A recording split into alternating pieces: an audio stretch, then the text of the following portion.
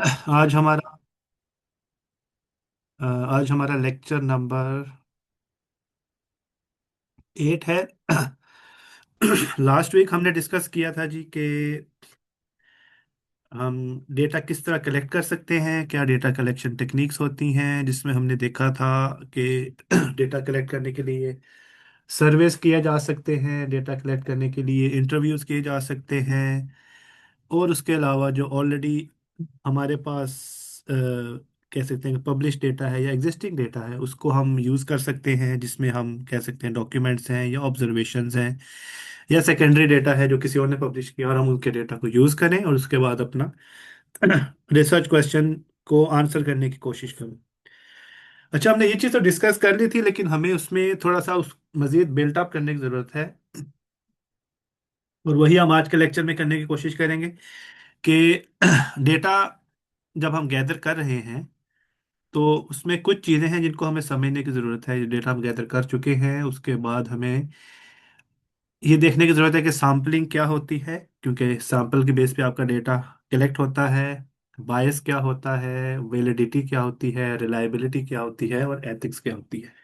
क्योंकि जब भी डेटा की बात आती है तो ये सारी टर्म जो है ये automatically they all come in play. इन सब के बारे में भी हम बात करना शुरू कर देते हैं कि क्या हमारा जो सैंपल है वो ठीक है, क्या हमारा जो डेटा है उसमें बायस तो नहीं है कोई, या फिर कोई वैलिडिटी किस तरह करेंगे, और रिलायबिलिटी एंड एथिक्स को देखेंगे। अच्छा, उसके बाद कोशिश हमारी ये होगी कि जब हम आज का लेक्चर कंप्लीट करें तो आप लोग जो हैं वो कुछ बेसिक टर्म्स को डिफाइन कर सकें जो मैंने बोली हैं, कि पॉपुलेशन क्या होती है, सैंपल क्या होता है, सैम्पलिंग, और को सिंपली और क्लियर अल्फाज में समझने की कोशिश करें। बायस क्या होती है, जो रिसर्च क्वेश्चन हम पूछ रहे हैं या फिर सर्वे क्वेश्चन हम पूछते हैं, कुछ किसी भी किस्म के क्वेश्चन हम जिनको आंसर करना चाह रहे हैं उनमें कोई बायस तो नहीं है, उसको हम अंडरस्टैंड करने की कोशिश करेंगे। हमारा बेसिकली हम इसको समझ आनी चाहिए। फिर हम देखेंगे वैलिडिटी, रिलायबिलिटी और बेसिक एथिक्स ऑफ रिसर्च क्या होते हैं, और उसके बाद ये सारा कुछ आप लोगों को अपने अंडरस्टैंडिंग के बाद इन सब चीज़ों को अपनी जो रिसर्च प्रपोजल है, जो मिनी रिसर्च प्रपोजल जो हम बनाएंगे उसमें आप लोग इंशाल्लाह उसको ऐड करने के काबिल हो जाएंगे। उसके लिए हम सीखेंगे क्या क्या, उन लर्निंग आउटकम्स के लिए हम सीखेंगे जी कि अपना जो पॉपुलेशन है, मतलब कि हमारा जो रिसर्च क्वेश्चन है उसके लिए किस पॉपुलेशन को हम टारगेट करेंगे, किस पॉपुलेशन को हम स्टडी करेंगे, और उस पॉपुलेशन में से अपना सैंपल कैसे कलेक्ट करेंगे, ये हमारा सैंपल क्या हो सकता है। जो रिसर्च है, कैसे रिसर्च में बायस आ जाती है, लोग रिसर्च करते हुए किन चीज़ों का ख्याल नहीं रखते या किन चीज़ों के बारे में केयरलेस हो जाते हैं, जिसकी वजह से आपके जो रिसर्च है उसके अंदर बायस आ जाती है। हमें वैलिडिटी और रिलायबिलिटी बहुत ज़रूरी है कि जब आप रिसर्च डेटा जब का गैदर कर रहे हैं, अपने रिसर्च क्वेश्चन को आंसर कर रहे हैं, तो वैलिडिटी क्या होती है, रिलायबिलिटी क्या होती है। एज अ रिसर्चर हमारी एथिकल रिस्पॉन्सिबिलिटीज होती हैं। जब डेटा हमारे पास होता है तो वो डेटा लोगों का कह सकते हैं पर्सनलाइज्ड या प्राइवेट डेटा होता है, उसको हम कैसे एथिकली हैंडल कर सकते हैं। और इन दी एंड बेसिकली हमें इस बात का जहन में रखना होता है, इस बात का अंडरस्टैंड करना ज़रूरी है कि हमारी जो रिसर्च है या हमारी जो स्टडी है उसकी कुछ बाउंड्रीज हैं, उसकी कुछ लिमिट्स हैं। हम ये नहीं कह सकते कि हमने हर किस्म के जो प्रॉब्लम्स हैं या हर किस्म के जो रिसर्च गैप्स हैं उनको आंसर कर लिया। हम हमेशा ये कहते हैं कि हमने इन बातों के जवाबात मिले हैं हमें, लेकिन स्टिल हमारी रिसर्च में कुछ कमी पेशियां हैं। अच्छा, जब हम ये सारे पॉइंट डिस्कस कर रहे होंगे, मैं ये चाहता हूं कि आप लोग इन पैरेलल अपने पास अगर पेपर पेन है या मोबाइल फ़ोन में कोई नोट्स की ऐप है या कोई भी आपके पास लैपटॉप में कोई नोट्स की ऐप है या डॉक्यूमेंट है, आप अपने जो रिसर्च प्रपोजल है, जो आपके रिसर्च क्वेश्चंस थे, उनकी बेस पे कुछ चीज़ें अपने पास नोट करना शुरू करें। ऑफ कोर्स हम मैं उसके लिए ये नहीं कहूँगा कि हम थोड़ा टाइम ले और फिर करें। आई वुड जस्ट वांट कि हम वो चीज़ें पैरेलल में आप लोग नोट करते जाएं कि आपके रिसर्च प्रपोजल के केस में क्या क्या चीज़ें हैं। फॉर एग्जांपल हम क्या देख सकते हैं, आप ये देख सकते हैं जी कि आपकी रिसर्च में कोई ख़ास किस्म के लोग हैं जो इंक्लूड होने चाहिए रिसर्च डेटा कलेक्शन के लिए, कोई ख़ास किस्म का टेक्स्ट है, या कोई सोशल मीडिया पोस्ट है, या कोई कुछ भी ऐसी चीज़ है जो आपके रिसर्च के अंदर एज अ पीपल, जो कि जिनसे डेटा लिया जा सकता है, या एज डॉक्यूमेंट्स जिनको हम एनालाइज कर सकते हैं, उनके तौर पे इन दोनों में से कौन सी चीज़ आपके लिए है। अगर है तो उनका सरसरी सा नाम लिखें, तो इंशाल्लाह हम कोशिश करेंगे आन पे उसको डिस्कस भी करें। एट द सेम टाइम जो लोग और जो डॉक्यूमेंट्स हैं उनका एक रियलिस्टिक नंबर, जिस तरह हमने पिछले पिछले लेक्चर में डिस्कस किया था कि मेरे पास 5 डॉक्यूमेंट्स हैं, 5 पेपर्स हैं, या फिर 5 टेक्स्ट हैं, या फॉर एग्जांपल अगर मैं लोगों की बात करूं तो हम 50 लोगों से डेटा गैदर कर सकते हैं, 40 लोगों से गैदर कर सकते हैं, 10 से गैदर कर सकते हैं, 200 से गैदर कर सकते हैं। एक रियलिस्टिक नंबर क्या हो सकता है, डिपेंड करेगा आपके रिसर्च क्वेश्चंस आपके क्या थे, उसकी बेस पे हमने कौन सी डेटा गैदरिंग टेक्निक सिलेक्ट की, और उसकी बेस पे हम कितने लोगों से डेटा इकट्ठा कर सकते हैं। अब वो जो डॉक्यूमेंट्स हैं, क्यों वो ही डॉक्यूमेंट्स आपने सिलेक्ट किए हैं, आपने अपनी रीजनिंग पेश करनी है उसके पीछे, या सोचनी है, या जो लोग जिनसे आप डेटा गैदर कर रहे हैं वह सिर्फ वही लोग क्यों, ओके, उनकी भी रीजनिंग आपने पेश करनी है, ओके। इन चीज़ों पे सोचें, और उसके बाद जब आप ये डेटा गैदर करेंगे या जो एनालिसिस जिन डॉक्यूमेंट्स का करेंगे, उसकी वजह से कोई ऐसे कुछ लोग हैं जो एट रिस्क हैं, या कोई ऐसी जगह जहाँ पे आपकी कोई ऐसे पार्टिसिपेंट्स जो इस आपको या तो डेटा के देने में अनकंफर्टेबल हों, या वो इस चीज़ से अनकंफर्टेबल हों कि आप उस डेटा को एनालाइज कर रहे हैं, या उस डेटा की बेस पे कोई आउटकम निकालना चाह रहे हैं, उससे वो कॉन्शियस हो, या वो डेटा आपको ना देना चाहे। ये 4 चीज़ें बेसिकली हमने बैक ऑफ द माइंड आप सोचते रहें अपने रिसर्च क्वेश्चन के मुतालिक, कि इनमें से कुछ आपके रिसर्च क्वेश्चन को लेके इनमें से कोई चीज़ सच है या कोई चीज़ ट्रू है। अगर है तो हम उस चीज़ को डिस्कस करेंगे इंशाल्लाह। अच्छा जी, आज का पहला जो कॉन्सेप्ट है वो है जी पॉपुलेशन और सैंपल। जब भी हम रिसर्च क्वेश्चंस को आंसर कर रहे होते हैं, जब भी रिसर्च क्वेश्चंस का जवाब ढूंढने की कोशिश कर रहे होते हैं हम, और हम जब डेटा डेटा गैदर कर रहे होते हैं, तो हमें ये 2 टर्म्स अक्सर सुनने को मिलती हैं। ये 2 टर्म्स हमें उनको इस्तेमाल करने की ज़रूरत पड़ती है। उन्हें हम कहते हैं पॉपुलेशन, और उसमें से सैंपल। अब पॉपुलेशन क्या है? पॉपुलेशन बेसिकली वो कंप्लीट ग्रुप है, ट्रंकेटेड नहीं, सिलेक्टेड नहीं, मुकम्मल ग्रुप, जिसके बारे में हम बात करना चाह रहे हैं। मुकम्मल ग्रुप जिसको लेके हम कोई चीज़ डिस्कस करना चाह रहे हैं, वो होगा हमारा पॉपुलेशन, ओके। अब पॉपुलेशन में से क्या क्या होगा? फॉर एग्जांपल आप कहते हैं जी हम हायर एजुकेशन स्टूडेंट्स के बारे में अंडरस्टैंडिंग लेना चाह रहे हैं, तो उसमें फिर आपकी पूरी हायर एजुकेशन स्टूडेंट्स का जो ग्रुप होगा वो सारे आ जाएंगे।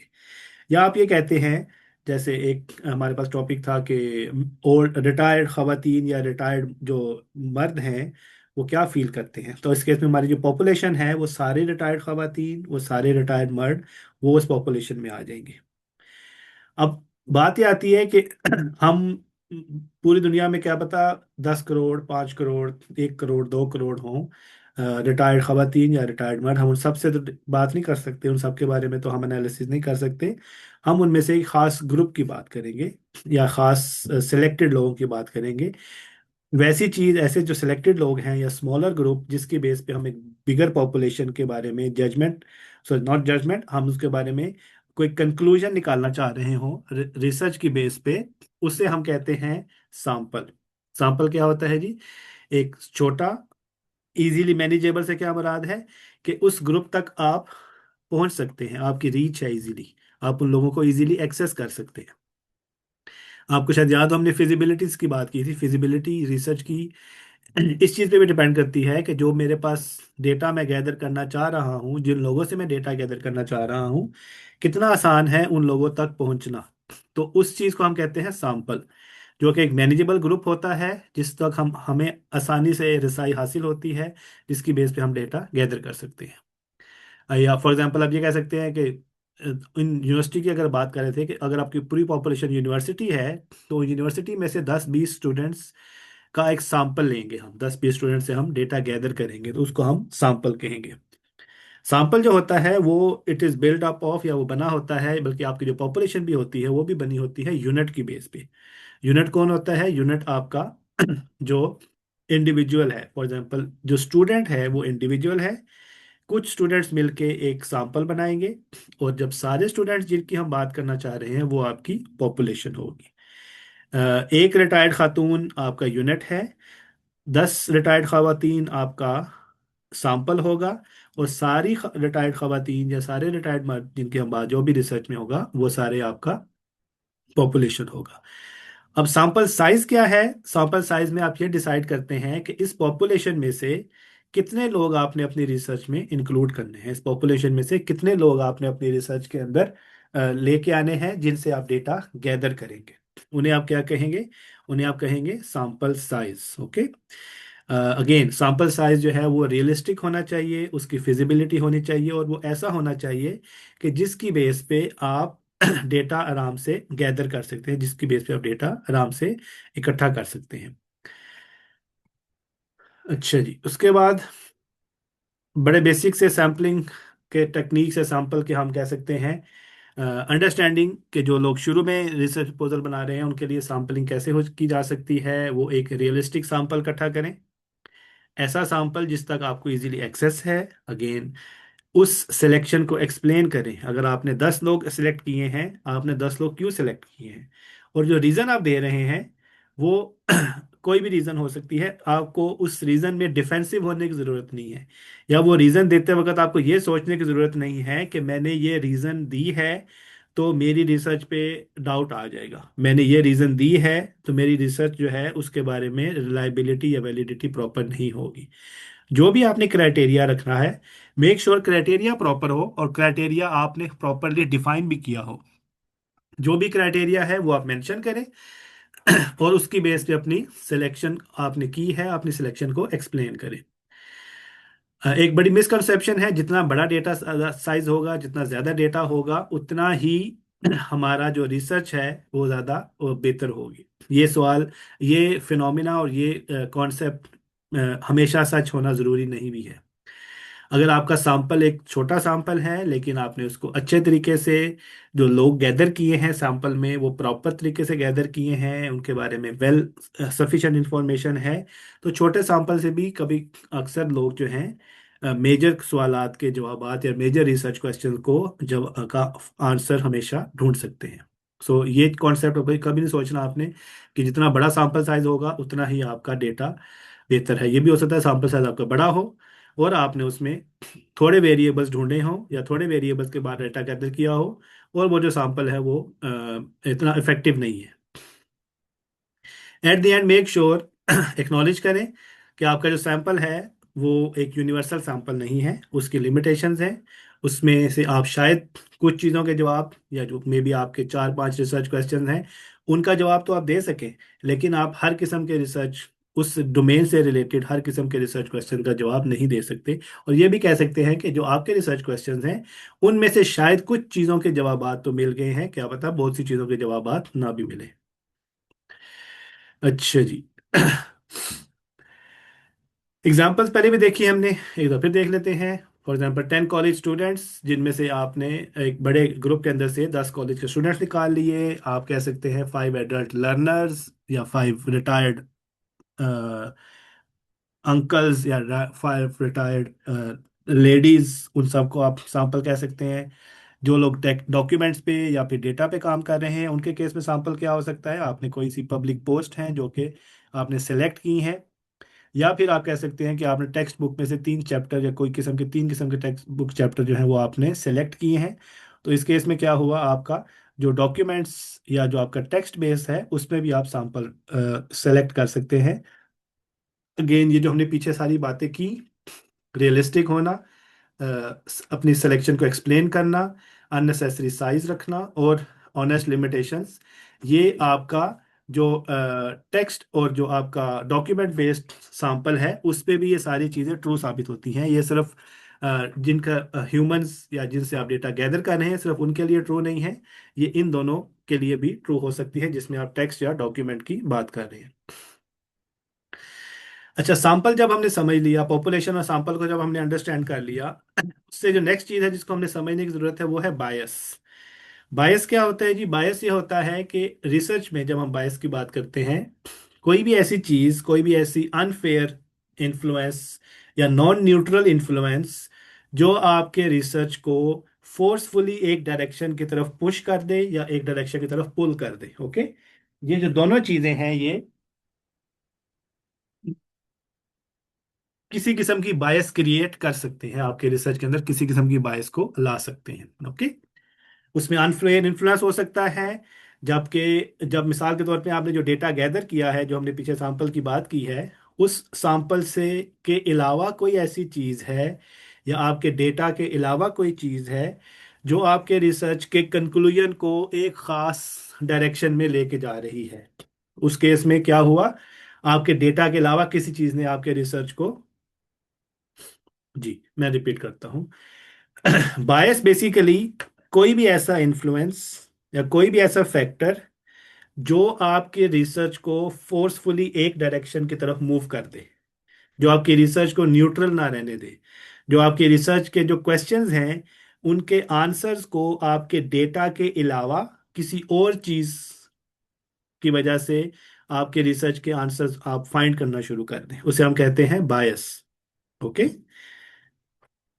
हम उसको डिटेल में अभी आगे जाके उसके एग्जांपल देखेंगे, शायद उससे आपको मजीद क्लियर हो जाए।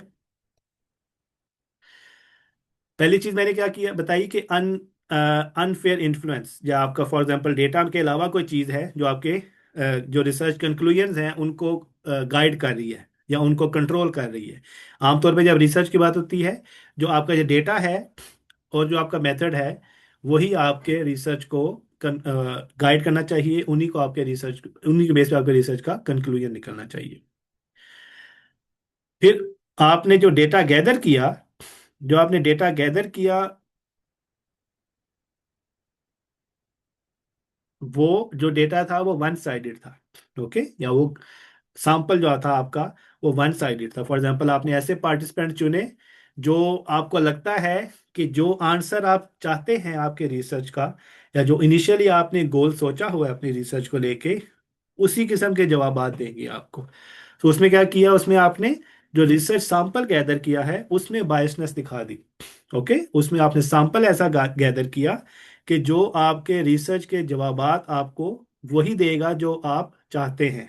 ओके, तो इस केस में आपने सैंपल सही गैदर नहीं किया, या फिर आपने सवालात जो थे, जो सवालात के क्वेश्चन जो वर्डिंग थी वो ऐसी थी जो कि फोर्सफुली डेटा को, फोर्सफुली रिसर्च को एक साइड पे मूव कर देगी, फोर्सफुली रिसर्च को एक खास कंक्लूजन की तरफ मूव कर देगी।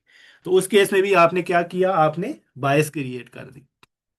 या आपने जो, जिसका हमने वन साइडेड सैंपल की बात की, आपने सोर्सेज ऐसे सेलेक्ट किए जिस केस में आपने टेक्स्ट में ऐसे रिसोर्सेज, ऐसे सोर्सेज यूज किए जो कि आपके एविडेंस को सपोर्ट करते हैं, जबकि वो सोर्सेज जो आपके एविडेंस से, सॉरी, जो आप जिस चीज़ में इंटरेस्टेड हैं या जो आपके रिसर्च क्वेश्चंस हैं उसको अपोज करते हैं, या जो आपकी रिसर्च की डायरेक्शन है उसको अपोज करते हैं, वो आपने सोर्सेज जो हैं वो डेलिबरेटली इग्नोर कर दिए।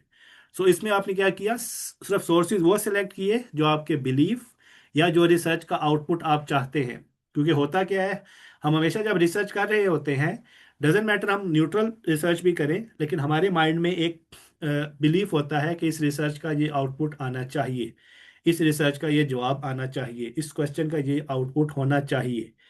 लेकिन हम क्या करते हैं, हम सोर्सेज वो सेलेक्ट करते हैं जो हमारे दिमाग में जो बिलीफ है उसी के हिसाब से हमें आंसर दें। तो इसको हम कहते हैं सिलेक्टिव सोर्स सिलेक्शन, सोर्सेज को सेलेक्ट करना जबकि एक बायस क्रिएट होगी। या फिर आपने कंक्लूजन ऐसा किया, फोर्स कंक्लूजन कर दिया, आपने एक सवाल का जो आंसर है वो पहले से, या कहते हैं इनकम्प्लीट मेथड से या इनकम्प्लीट एविडेंस से एक कंक्लूजन निकाल लिया, जबकि आपने डेटा तो पूरा गैदर किया, लेकिन उस डेटा के बेस पे जो आप जवाबात ढूंढना चाहते थे, जो अब आपको जवाबात मिलने चाहिए थे वो नहीं मिले, आपने फोर्सफुली एक कंक्लूजन फाइंड कर लिया। फॉर एग्जांपल आपके रिसर्च मेथड में 5-10 किस्म के मेथड्स थे, आपने पहले दो मेथड्स किए, उनसे आपको जो रिजल्ट मिला वो आपको लगा कि आपकी मर्जी का रिजल्ट है, आपने वहीं पे कंक्लूजन दे दिया कि हाँ जी मेरी जो रिसर्च है उसका ये कंक्लूजन है। आपने क्या किया, फोर्सफुली कंक्लूड कर दिया, जिससे आपने एक सॉरी, जिससे आपने एक बायस इंट्रोड्यूस करा दी। बायसनेस की एग्जांपल्स क्या हो सकती हैं? For example, if someone is collecting data in form of सर्वे, तो वो डेटा अपने दोस्तों से कलेक्ट करे।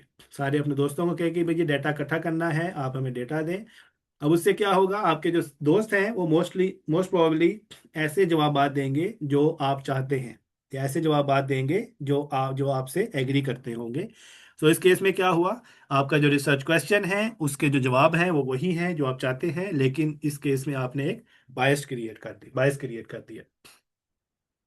या आपने जो अपने सर्वे में या इंटरव्यू में, हमने ये लास्ट वीक में डिस्कस किया था, ऐसे सवालात पूछे जो कि ऑलरेडी एक ब्लेमिंग या एक नेगेटिव टोन रखते हैं या एक कंक्लूसिव टोन रखते हैं, जबकि हम ये नहीं चाहते कि हमारे रिसर्च क्वेश्चन जो हैं या हमारे सर्वे क्वेश्चन जो हैं उनमें एक कंक्लूसिव टोन हो।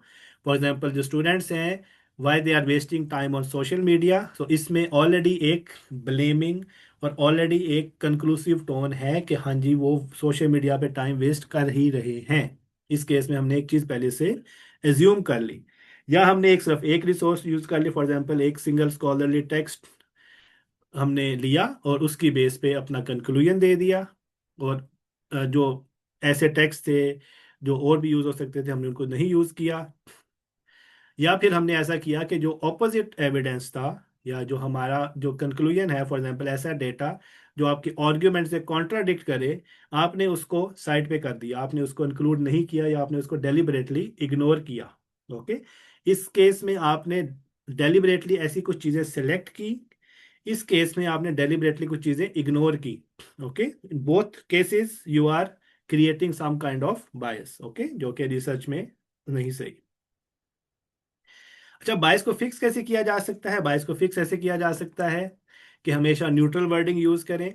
ऐसे सवालात हैं जिनमें जिसके जो जवाबात हैं वो उसमें कोई प्रेफर्ड आंसर ना हो, उसमें एक न्यूट्रल आंसर दिया जा सके। अ, उसके बाद जो सैंपल है, जब अपना रिसर्च लिख रहे हैं, अपनी रिसर्च को एक्सप्लेन कर रहे हैं, अपने एक तो सैंपल को प्रॉपरली एक्सप्लेन करें, और फिर उस सैंपल की जो लिमिटेशंस हैं, उस सैंपल की जो बाउंड्रीज हैं, उनको प्रॉपरली एक्सप्लेन करें। ओके, हमेशा ये बताएं कि आपके सैंपल में हमने एक्स वाई जी चीज़ें इंक्लूड नहीं की, और क्या उसकी वजह क्या थी उनको ना इंक्लूड करने की, वो भी क्लियरली डिफाइन करें। ये चीज़ जो है ये आपकी इंटेलेक्चुअल ऑनेस्टी को डिफाइन करती है। उसके बाद मल्टीपल सोर्सेज, हमेशा कोशिश करें कि एक से ज़्यादा सोर्सेज यूज़ करें। जितनी आप ज़्यादा से ज़्यादा सोर्सेज यूज़ करेंगे, उतना आपका आपकी जो रिसर्च है वो उतनी काबिल एतबार होगी, उतनी वो न्यूट्रल होगी, और उसकी बेस पे आपने ज़्यादा से ज़्यादा जितने एविडेंसेस होंगे स्कॉलर्स के, वो आपने इकट्ठे किए होंगे। और हमेशा ये चीज़, एक चीज़ का ध्यान रखना चाहिए कि आप जो ओपिनियन दे रहे हैं, सॉरी, आप जो कंक्लूजन दे रहे हैं डेटा की बेस पे, आप हमेशा ये चीज़ ध्यान में रखें कि ऑल्टरनेट एक्सप्लेनेशंस को भी हमेशा दिमाग में रखें, या ऑल्टरनेट एक्सप्लेनेशंस को भी हमेशा मेक श्योर करें कि वो आप अपने डिस्कशन में इंक्लूड कर रहे हैं। आप ये कह सकते हैं कि हमारा जो डेटा है वो इस चीज़ को 50-60% एक्सप्लेन कर रहा है, लेकिन शायद कोई ऐसी चीज़ हो जो इसकी फर्दर एक्सप्लेनेशन दे सकती हो। वो हमारे एक्सपेरिमेंट में वो चीज़ कामयाब नहीं हुई।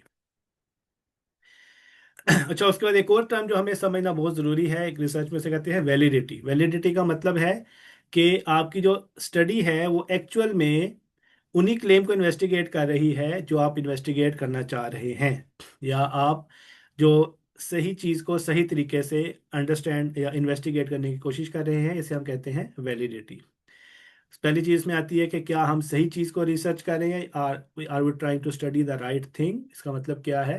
इसमें बेसिकली आप ये देखना चाह रहे हैं कि जो रिसर्च क्वेश्चन हमने निकाले हैं वो एक्चुअली उसी टॉपिक के बारे में है, उसी टॉपिक को इन्वेस्टिगेट कर रहे हैं जो टॉपिक अंडर द इन्वेस्टिगेशन है।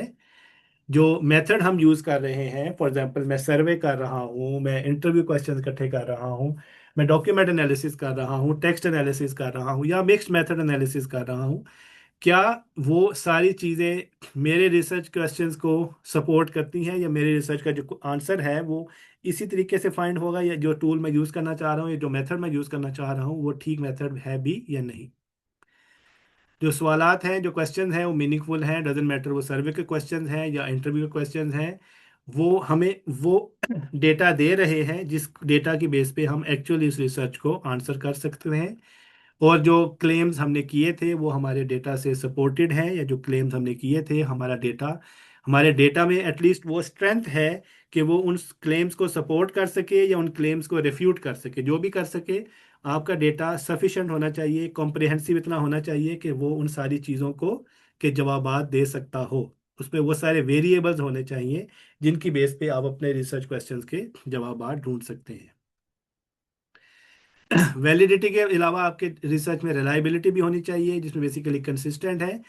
इसका मतलब ये नहीं कि आप ने रिसर्च की तो लोग आपकी बात पे ट्रस्ट करेंगे। इसका मतलब ये है कि अगर आपकी जो स्टडी के प्रोसीजर्स हैं, आपकी स्टडी के जो जो एक्सपेरिमेंट है, अगर कोई और बंदा उन्हें परफॉर्म करे सेम कंडीशंस में बी डिफरेंट डेटा, और उनके पास भी वही आउटकम्स आए जो आपने कंक्लूड किया है, ओके, तो उससे क्या पता लगेगा? उससे ये पता लगेगा कि जो मेथड आपने यूज़ किया है वो कंसिस्टेंट मेथड है या नहीं। ये इसकी पहली रिलायबिलिटी का पहला एविडेंस ये है कि जो भी मेथड जो यूज़ किया गया है आपने, अगर कोई और उस मेथड को यूज़ करे तो वो सिमिलर एग्जैक्टली सेम रिजल्ट्स निकाल सकता है। That will be the reliability of your method, वो आपके मेथड की रिलायबिलिटी होगी। जो सवालात आपने किए, जो पार्टिसिपेंट्स हैं वो आपके सवालात को, जितने भी पार्टिसिपेंट्स हैं, एक दो तीन नहीं, सारे पार्टिसिपेंट्स आपके सवालात को बआसानी समझ सकते हैं, इजीली अंडरस्टैंड कर सकते हैं, और उसकी बेस पे रिक्वायर्ड डेटा जो आपको चाहिए वो दे सकते हैं कि नहीं। तो इससे आपके रिसर्च की रिलायबिलिटी बढ़ जाती है। और इन अदर वर्ड ये कह सकते हैं कि जो रिसर्च क्वेश्चन आपने चूज किए हैं वो हर किस्म की, वो आपका जो टारगेट पॉपुलेशन है उस पॉपुलेशन के हर किस्म के सैंपल के लिए इफेक्टिव हैं। आपकी पॉपुलेशन का 5% या 10% के लिए नहीं, बल्कि 100% पॉपुलेशन के लिए वो इफेक्टिव क्वेश्चंस हैं, या वो क्लियर क्वेश्चंस हैं। जो आपका रिसर्च मेथड है जो आपने बताया, कोई और रिसर्चर उसको रेप्लिकेट कर सकता है। पहली चीज़ तो ये कि जो भी इसको रेप्लिकेट करे उसको वही रिजल्ट मिले। दूसरी चीज़ ये कि जो मेथड आपने बनाया है लोग उसको रेप्लिकेट कर सकते हैं, लोग वही मेथड दोबारा इंप्लीमेंट कर सकते हैं। वो कोई ऐसा मेथड तो नहीं है जो कि सिर्फ उसामा ने किया है तो उसामा ही कर सकता है। वो ऐसा मेथड होना चाहिए कि उसामा के अलावा जो भी उस मेथड को देखे वो उससे उस मेथड को इम्प्लीमेंट कर सके। उसमें मेथड की रिलायबिलिटी या रेप्लिकेबिलिटी आ जाती है। जो रिकॉर्ड्स हैं वो ऑर्गेनाइज्ड हैं, जो भी आपका डेटा है, जिस डेटा की बेस पे आपने अपना रिसर्च आउटकम दिया है, वो रिकॉर्ड जो हैं वो रिलायबल हैं, या वो प्रॉपरली ऑर्गेनाइज्ड हैं। डेटा हो गया, नोट्स हो गया, जो भी सोर्सेज आपने यूज़ की, उनको कोई भी बंदा देखना चाहे तो उन्हें रिव्यू भी कर सकता है और उनको इजीली वेरीफाई भी कर सकता है, ओके। सो रिलायबिलिटी का मतलब है कि आपकी जो रिसर्च है वो कंसिस्टेंट है, आपकी जो रिसर्च है वो कोई और बंदा फॉलो भी कर सकता है, कोई और बंदा रेप्लिकेट भी कर सकता है, कोई और बंदा उसको रिप्रोड्यूस भी कर सकता है, और वो आपकी जो पॉपुलेशन है, जिस टारगेट पॉपुलेशन की हम बात कर रहे हैं, वो उस टारगेट पॉपुलेशन के बारे में आपको सही इंफॉर्मेशन दे रहा है। उसके बाद एक और इम्पॉर्टेंट टर्म जो हमें रिसर्च में अंडरस्टैंड करनी होती है वो होती है जी एथिक्स, या एथिकल अंडरस्टैंडिंग और ethical consideration in the research. उसमें हम क्या करते हैं जी, कि परमिशन की बात आ जाती है, प्राइवेसी की बात आ जाती है, respect, no pressure and honest citation, okay. आपने फॉर एग्जांपल जो जिन लोगों से आप डेटा इकट्ठा कर रहे हैं उन लोगों से आपने प्रॉपर परमिशन ली है कि हम आपका डेटा गैदर कर रहे हैं, और उनको पूरी चीज़ बताएं कि हम आपका डेटा इसलिए गैदर कर रहे हैं कि आप हमें इजाज़त देते हैं, और आप उनको इस बात का कॉन्फिडेंस देंगे कि आपका जो डेटा है वो प्राइवेट है। तो हम आपकी जो आइडेंटिटी है उसको प्रॉपरली प्रोटेक्ट करेंगे, प्रॉपरली सेव करेंगे, क्योंकि हर पार्टिसिपेंट नहीं चाहता कि उसका डेटा जो है वो पब्लिक हो जाए, या हर पार्टिसिपेंट नहीं चाहता कि उसका डेटा जो है वो पब्लिक को इजीली अवेलेबल हो। एट द सेम टाइम आपको पार्टिसिपेंट्स को रिस्पेक्ट और डिग्निटी के साथ ट्रीट करना चाहिए। डजेंट मैटर उनके जो बैकग्राउंड हैं, जो व्यूज़ हैं वो आपसे कॉन्फ्लिक्ट करते हैं, या आपसे आपके जो फाइंडिंग्स हैं उनसे कॉन्ट्राडिक्ट करते हैं, या जो भी रीज़न है, डजेंट मैटर वो कौन है participant, if they are participant of your experiment you should treat them with respect. और पार्टिसिपेंट्स जो हैं उनकी जो पार्टिसिपेशन है वो वॉलंटियरली होनी चाहिए।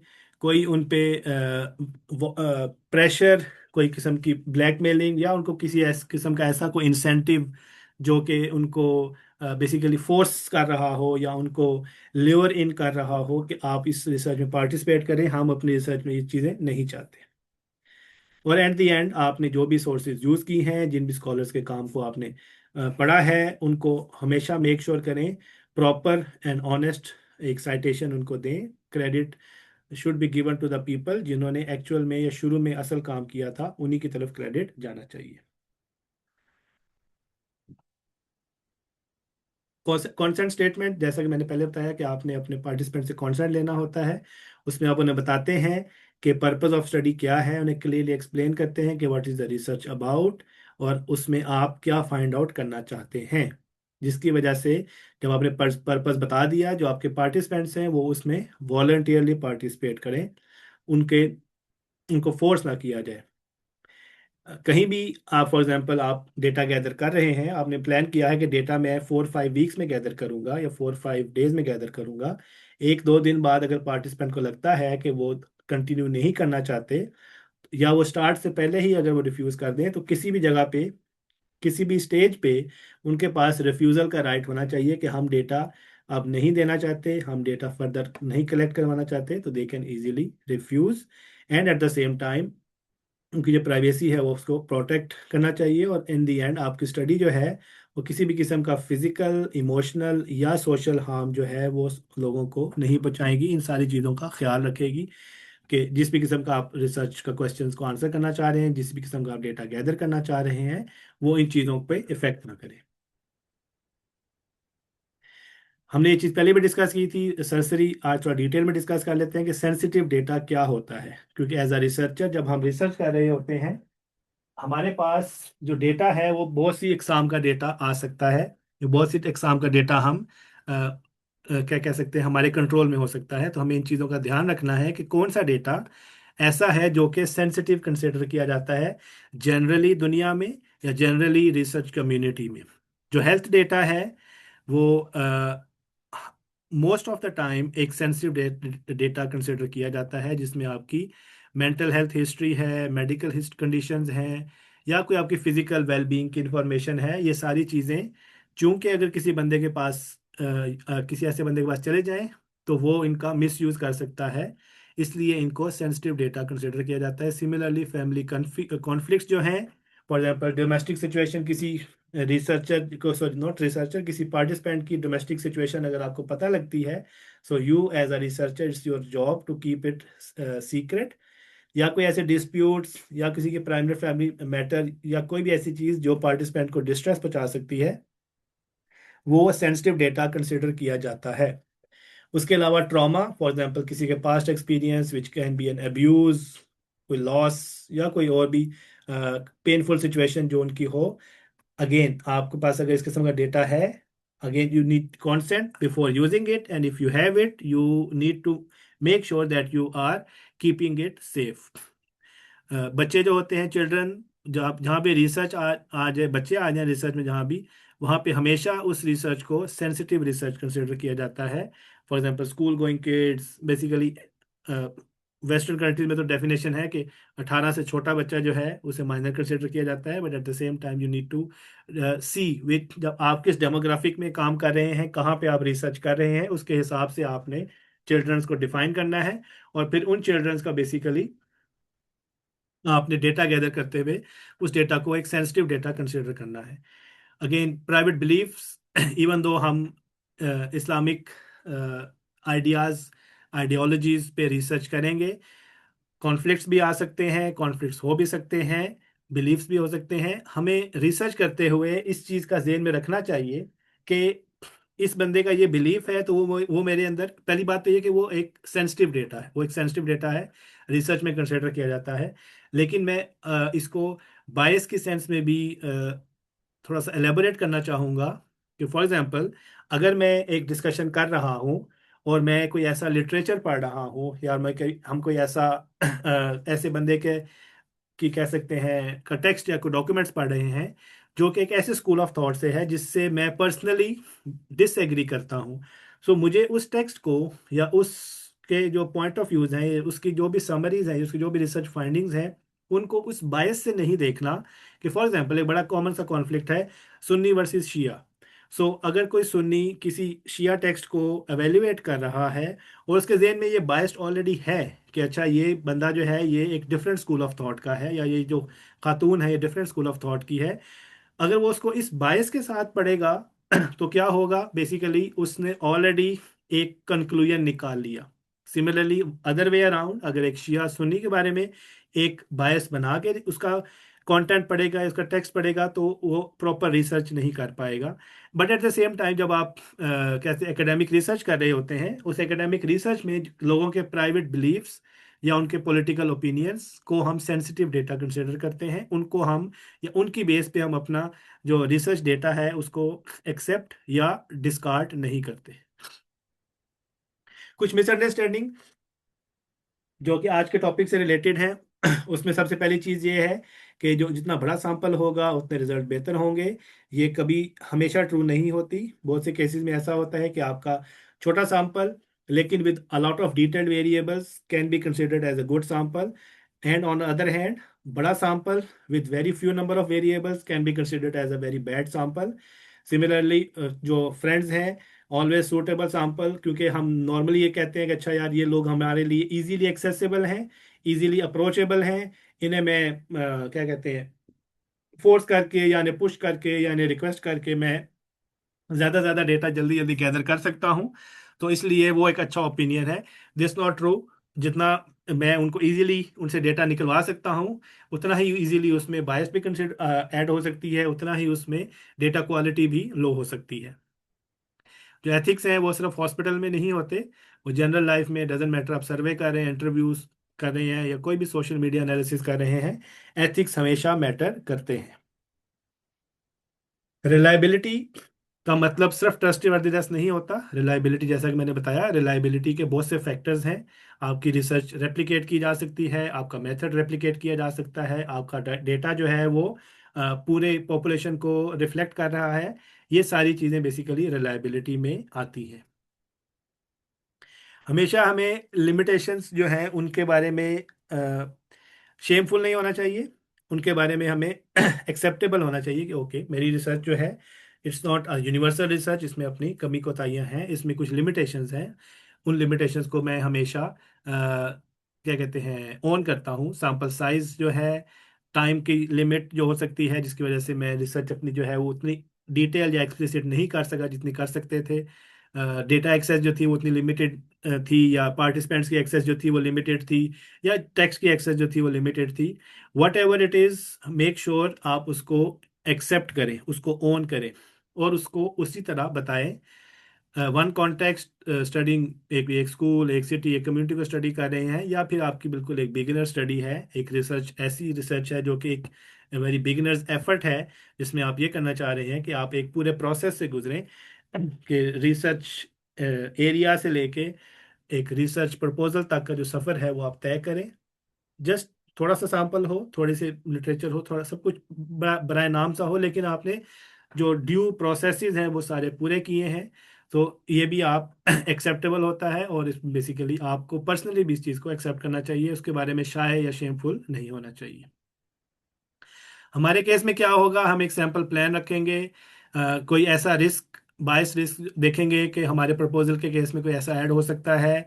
ऑफ कोर्स हम चाहेंगे कि एथिक्स पैराग्राफ भी लिखें, कोई लिमिटेशन है वो भी ऐड करें।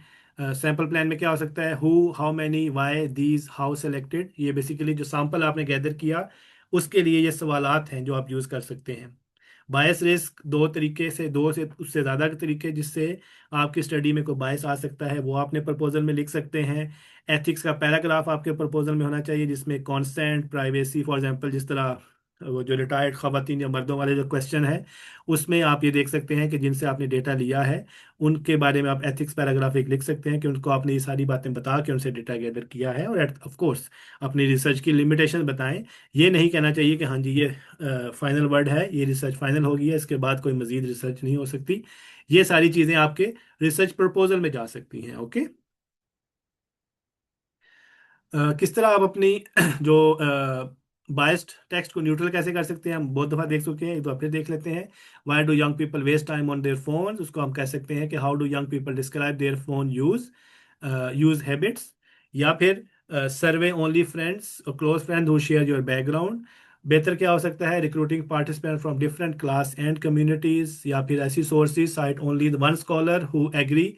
या फॉर एग्जांपल, आप एक खास किस्म का स्कूल ऑफ थॉट है आपका, या बिलीफ थॉट है, और आप उन्हीं स्कॉलर्स की हमेशा स्टडीज देखें। बेहतर ये है कि एटलीस्ट दो तीन पर्सपेक्टिव्स देखें, और उसके बाद फिर फॉर एग्जांपल, अगर कोई आप ऐसा कर रहे हैं, फॉर एग्जांपल किसी चीज़ की इन्वेस्टिगेटिव या किसी चीज़ की डिस्क्रिप्टिव रिसर्च कर रहे हैं, किसी चीज़ का मतलब ढूंढना चाह रहे हैं, या किसी चीज़ का फॉर एग्जांपल एक खास कोई टर्म है, जिसका एक वो कवाम वाला एक प्रपोजल है, जिसमें आप देखना चाह रहे हैं कि कन्वेंशनल या ट्रेडिशनल स्कॉलर या फिर जो मॉडर्न स्कॉलर्स हैं उसके बारे में क्या कहते हैं। तो द न्यूट्रल रिसर्च उस केस में क्या होगी, उस केस में न्यूट्रल रिसर्च ये होगी कि आप डजेंट मैटर वो क्या बैकग्राउंड का स्कॉलर है, आप सब स्कॉलर्स के ओपिनियंस या उनके इंटरप्रिटेशंस को इंक्लूड करें, और उसके बाद उसकी बेस पे अपना रिसर्च आउटकम दें। हमेशा मेक श्योर करें कि जो आपकी वर्डिंग है, सैंपल है, source selection give a fair picture. If not, make sure आप अपना डेटा गैदर करने से पहले उस चीज़ को रिवाइज करें। न्यूट्रलाइज, जितना न्यूट्रल हो सकेंगे उतना आपका डेटा बेहतर होगा, उतना आपका रिसर्च जो है वो बायस्ड नहीं होगी उसमें। Okay, I think that was all for today. आज का लेक्चर मैंने थोड़ा क्विक रखा। होमवर्क मेरे पास दो ही आए थे, अनफॉर्चुनेटली उनको मैं नहीं दे सका during the week because was occupied somewhere else. अगर आप लोगों के इससे रिलेटेड कोई सवाल हैं या होमवर्क, इंशाल्लाह आप लोग जो लोग नहीं भेज सके आप लोग कल भेजें, हम उसको, मैं कोशिश करूँगा उसको आज ऑब्जर्व दोबारा एक दफ़ा गो थ्रू कर लें, तो इंशाल्लाह कल की क्लास में उसको हम डिस्कस कर लेंगे।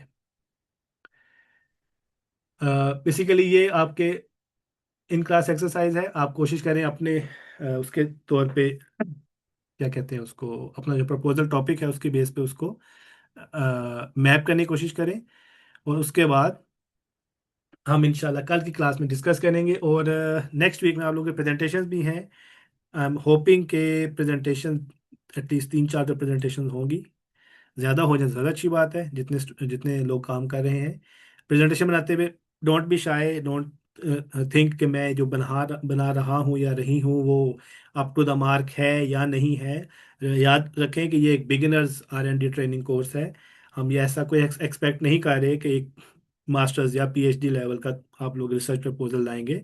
हम बेसिकली एक बिल्कुल बेसिक जो क्या कह सकते हैं स्टेप्स हैं उनको फॉलो करके एक ऐसा प्रपोजल जिसमें जो सारे इनिशियल स्टेप्स हैं वो सारे पूरे हुए हों, जिसकी बेस पे हम जो रिसर्च प्रपोजल है उसको देख सकें कि ओके आपने सारे जो ड्यू स्टेप्स है वो परफॉर्म किए हैं। फिलहाल आप कुछ ऐड करना चाहेंगी? नहीं, आई डोंट थिंक सो। अगर कोई क्वेश्चंस हैं तो वी कैन टेक दैट, और उसके बाद फिर कंक्लूड करूंगी मैं एक दफा इंशाल्लाह। Sure sure. नायाब, आपका सवाल है कोई? हाँ जी, अस्सलाम वालेकुम रहमतुल्लाह। ये वेलकम। दो तीन क्विक क्वेश्चन है। पहले ये कि आपने वो पीछे सैंपल के साथ यूनिट बताया कि यूनिट क्या होता है, तो उसको आप एक दफा और बताएंगे? जैसे फॉर एग्जांपल, यानी जो चीज़ एग्जैक्टली मैं तीन चार सोर्सेज में से एनालाइज करी हूँ उसको यूनिट कहते हैं, या वो कोई और चीज़? जी, उसमें एक डॉक्यूमेंट, फॉर एग्जांपल आप 10 डॉक्यूमेंट्स टोटल में, लेट्स एज्यूम करें कि जो टॉपिक आप जिस पे रिसर्च कर रही हैं उसके रिलेटेड 10,000 डॉक्यूमेंट्स हैं या 20,000 डॉक्यूमेंट्स हैं। आपने जी सैंपल जी। सेलेक्ट किया कि मैं उसमें से फॉर एग्जांपल 20 या 15 डॉक्यूमेंट्स मुझे लगता है फिजिबल हैं इस काम के लिए। अब एक जो डॉक्यूमेंट है दैट इज अ यूनिट, जो 20 डॉक्यूमेंट है वो सैंपल है, और जो 20,000 डॉक्यूमेंट्स है that's the whole population. Okay, so वो जो एक डॉक्यूमेंट है वो सैंपल है, वो जो एक चीज़ मैं सब में तलाश कर रही हूँ वो फिर वेरिएबल है। नहीं नहीं, जैसे आपने एक टर्म ये भी यूज जो एक डॉक्यूमेंट है वो यूनिट है। किया। ओके, ठीक है। और ये मतलब अगर हम इस तरह जैसे लिटरेचर एक सॉर्ट ऑफ रिव्यू है, तो हम्म। इसमें बड़ा बिग सैंपल का मतलब क्या तादाद है, कोई रूल है इसमें? जैसे फॉर एग्जांपल, क्या सैंपल जो है वो बिग सैंपल कंसिडर किया जाएगा और कितना सैंपल जो है वो एक स्मॉल सैंपल कंसिडर किया जाएगा? डिपेंड करता है कि उसमें आप क्या क्वालिटी क्या ढूंढ रही हैं। अगर आपकी क्वालिटी अच्छी है तो आपका बहुत बड़ा सैंपल साइज होने की जरूरत नहीं है। ठीक है। बेसिकली नायाब इसमें ये होता है कि आपका जो क्वेश्चन है ना, अगर आप क्वांटिटेटिव एनालिसिस कर रहे हैं तो आपके कितने नंबर ऑफ वेरिएबल्स हैं, आपकी इक्वेशन क्या बनी है, उसके हिसाब से सैंपल साइज का फॉर्मूला होता है जो आप कैलकुलेट कर सकते हैं कि this is the bare minimum that is required, otherwise आपके रिजल्ट्स नहीं आ सकते। दूसरा ये है कि आपका जैसे लिटरेचर रिव्यू वाली सेंस है, तो उसमें यह है कि यू कवर ऑल साइड, जैसे सामान्य बायसेस एक्सप्लेन की कि आप कोई ऐसा पॉइंट ऑफ व्यू जो जी एग्जिस्ट करता है, फॉर एग्जांपल अगर आप ट्रेडिशनल और मॉडर्न को कंपैरिजन कर रही हैं, आप ट्रेडिशनल में आप बहुत हाई एंड स्कॉलर्स लें, लेकिन मॉडर्न में because you are biased towards them और वट एवर, आप कुछ ऐसे कंट्रोवर्शियल जी जी नाम लें और उन्हें कंपेयर करें। सो उसमें जो जस्टिफिकेशन है इट्स प्योरली बेस्ड ऑन कि आपने बेसिकली थेरेटिकली जस्टिफाई करना है कि आपने ये लोग क्यों सेलेक्ट किए। तो इसमें कोई आपको फॉर्मूला नहीं मिलेगा कि ये नंबर है या ये नंबर है, और इसमें ज़्यादा कम को आपने थ्योरेटिकली जस्टिफाई करना है कि अगर आपने ये इतने सेलेक्ट किए तो क्या रीज़न थी। आप ये कह सकती हैं कि because these are the main branches of modern studies, तो मैंने हर ब्रांच से एक रिनाउंड नेम लिया तो टोटल इतने सैंपल बने। Basically whatever you will choose you have to justify why. और अगर आप क्वांटिटेटिव की तरफ जाएंगी then there is a formula, you can just run that and that will tell you कि ये बेयर मिनिमम नंबर है टू रन दिस एक्सपेरिमेंट। ठीक है, फिर यही बात मुझे समझ आ गई। अच्छा, अब मेरा सवाल ये है कि फॉर एग्जांपल जैसे मैंने प्राइमरी सोर्सेज अपने पास 12 सेलेक्ट किए कि मुझे मतलब मैं वैसे एक मिसाल दे रही हूँ। तो अब उसके अलावा मैंने कुछ और चीज़ें अपने साथ रखी, जैसे 4-5 रिसर्च पेपर्स रख लिए, फिर इसके अलावा मुझे बुक्स पढ़नी है 3-4, जो कि मेरे ख्याल से कोई सेकेंडरी लिटरेचर, अगर इस तरह की कोई टर्म के दे सकते हैं तो क्या ये सब का सब जो कि मैंने स्टडी किया है वो सैंपल होगा और मुझे इसमें से यानी मतलब इसको सैंपल में इंक्लूड होगा, या फिर बस वो जो यानी मेरी मेरे प्राइमरी सोर्सेज थे बस उसी को सैंपल कंसिडर किया जाएगा और वही मेंशन करना है हमें पेपर के अंदर? एक्चुअली कुछ सोर्सेज हैं जो आप लिटरेचर रिव्यू के लिए कर रही हैं to understand the whole scenario के अभी तक किसने इस पे काम किया, क्या काम हुआ, वो सैंपल नहीं है। वो आपका लिटरेचर है, उसे लिटरेचर ही बोलेंगे और सोर्सेज वहाँ से आएंगे। फिर है आपका जो प्रॉब्लम क्वेश्चन को आंसर करने ओके। के लिए आप जो डेटा यूज़ करेंगी, चाहे वो डॉक्यूमेंट हो, चाहे वो कोई हाँ। न्यूमेरिकल डेटा हो, दैट इज़ योर सैंपल। और उसको आपने अगेन किसको चूज़ किया सैंपल में इंक्लूड करने के लिए, किसी को एक्सक्लूड किया तो क्यों किया, क्या वजूहात थी, कितना काउंट किया, वो सारा आपको जस्टिफाई करने की ज़रूरत पड़ेगी। तो जैसे जो आप बुक्स वगैरह पढ़ रही हैं, if it's not part of your final analysis, के जैसे आपका कवाम की डेफिनेशन है ना। जी, जैसे फॉर एग्जांपल मैं मिसाल आपको देती हूँ, जैसे अगर मैं एक फेमिनिस्ट की कोई किताब इसलिए पढ़ी थी just to understand the whole sense of कि उनकी आइडियोलॉजी क्या है, तो ऑफ कोर्स ये एग्जैक्टली जो मेरा पॉइंट है जिसको मैं एनालाइज कर रही हूँ वो सारी चीज उसमें इंक्लूडेड तो नहीं है। तो this will not be a sample, it's just a part of literature review. Yes, sample आपका वो होगा जो आप एक्चुअल कंपैरिजन जिनका करेंगी ना आपस में, इफ यू आर रियली ठीक है। कंपेयरिंग, कि अगर तो आपका पेपर है लिटरेचर रिव्यू का, उसमें तो फिर आपकी मेथोडोलॉजी नहीं है, उसमें तो फिर sample size, number of things that you have studied, और फिर वो उस तरफ चला जाएगा। But if you have a quantitative analysis, कि आप उनकी वोकेबलरी कंपेयर कर रही हैं, लिंग्विस्टिक कंपेयर कर रही हैं, या जो कॉन्सेप्ट दिए हैं, तो फिर कंपैरेटिव एनालिसिस आप जिन जिन सोर्सेज में करेंगी, दोज आर योर सैंपल्स। उसके अलावा आप पढ़ेंगी जो भी, दैट्स योर लिटरेचर। अरे गॉड, ठीक है, बहुत शुक्रिया, जज़ाकल्लाह। उस केस में फिर आपको एक चीज ये इस चीज का ध्यान रखना पड़ेगा कि फॉर जी एग्जांपल एक एक पॉइंट ऑफ व्यू या स्पेक्ट्रम के एक किस्म एक तरफ के जो स्कॉलर्स हैं, उन पे जिस तरह आपने सैंपल गैदर किया, जिस तरह आपने लिटरेचर या नॉट लिटरेचर, जिस तरह आपने टेक्स्ट या डॉक्यूमेंट्स गैदर किए, जिस लेवल के या जिस डेप्थ के, जो स्पेक्ट्रम की दूसरी साइड है उस उधर भी उसी लेवल के उसी डेप्थ के डॉक्यूमेंट्स और पेपर्स आपने गैदर करने हैं, ताकि आप अपने सैंपल को जस्टिफाई कर सकें कि जो सैंपल है ये वन साइडेड सैंपल नहीं था, या ये सिलेक्टिव सोर्सेज नहीं थी। जी जी, ठीक ठीक। और मतलब इसको मैं अपने आप यानी इसमें करेक्टिव में ये क्या हो सकता है, मैं ऑफ कोर्स अपनी बायस को एक तरफ रख के आप जितना, लेकिन कोई, या फॉर एग्जांपल किसी थर्ड पर्सन को आप दिखा के चेक करवाएं जिसकी इस फील्ड में एक्सपर्टीज हो, कि भाई वो एक्सपर्टीज बताएं है। कि क्या मैंने बराबर डेप्थ के पेपर लिए या नहीं लिए दोनों साइड्स के, मे बी। आई थिंक उसमें एक एक अच्छा डायरेक्शन ये हो सकती है कि आप दोनों किस्म के जो दो, अगेन जो स्पेक्ट्रम के दोनों साइड के लोग हैं उनको दिखाएं, और उन दोनों से पॉइंट ऑफ व्यू लें, क्योंकि अगर उनका अपना कोई बाइस्ड है या वो अपना उनका कोई एक्सपर्ट है इस डोमेन में, तो वो एक स्पेक्ट्रम की साइड को अच्छे से एनालाइज करेंगे और बताएंगे कि आपने ये सोर्सेज या ये डॉक्यूमेंट्स मिस किए हैं। सिमिलर जो दूसरी साइड के जो स्कॉलर्स होंगे वो भी आपको बता सकते हैं कि आपने ये डॉक्यूमेंट मिस किए हैं, इस ओपिनियन में ये बहुत फेमस डॉक्यूमेंट्स हैं या बहुत ये रिलायबल डॉक्यूमेंट्स हैं, इनको भी यूज़ करें आप। तो अच्छा, एक्सपर्ट ओपिनियन ठीक मैटर करती सॉरी, है। इसमें ये भी नायाब कि एक तो जब पीयर रिव्यू होता है तो of course you get to hear opinion, अगर ऐसा कुछ होगा तो वो पॉइंट आउट हो ही जाएगा। अगर आप किसी जर्नल में भेज रही हैं एंड दैट्स क्रेडिबल इनफ, तो वो आपको बता ही देंगे कि जी यू आर बायस्ड और दिस एंड दैट। बट अपने तौर पे इसको करने का मैंने ज़्यादा क्वांटिटेटिव डेटा पर ही काम किया है। तो तरीका ये होता है कि पहले आप क्राइटेरिया बनाएंगे, पहले आप सैंपल नहीं सिलेक्ट करेंगे, पहले आप वो क्वालिटीज या वो एट्रीब्यूट चूज करेंगे, और फिर आप देखेंगे अब कौन कौन इन चीज़ों पे पूरा उतरता है, और फिर they will become part of your sample, rather than choosing people first and then trying to justify them. Do you understand the difference? जी जी बिल्कुल, मैं समझ गई। हाँ, तो अच्छा सुबहान उससे अल्लाह, अभी this is a very long process. जैसे अगर मैं सोचूं ना कि नेक्स्ट वीक ठीक है, I should be presenting what have, तो मैं तो लिटरेचर रिव्यू में से ही बाहर नहीं निकल निकल सका भी मेरा जहन। और ऐसा भी है कि मैंने ऑफ कोर्स उस तरह ड्यू टाइम नहीं दिया होगा, लेकिन यानी ये इतना ही लंबा वक्त लगता है, या मैं फिर कोई चीज़ है जो मिस कर रही हूँ? नहीं, इसमें टाइम तो लगता है। अभी जो गोल है ना वो ये कि आप सारे स्टेप से, चाहे आप उसमें से लिटरेचर रिव्यू में आप 2 पेपर्स पढ़ें या 3 पढ़ें, you don't need to cover ठीक है। एवरीथिंग, लेकिन आपको एक फ्लेवर और अंडरस्टैंडिंग आ जानी चाहिए कि इस स्टेप में एग्जैक्टली करना क्या होता है। Then you just have to replicate it 10 times, 20 times, 30 times.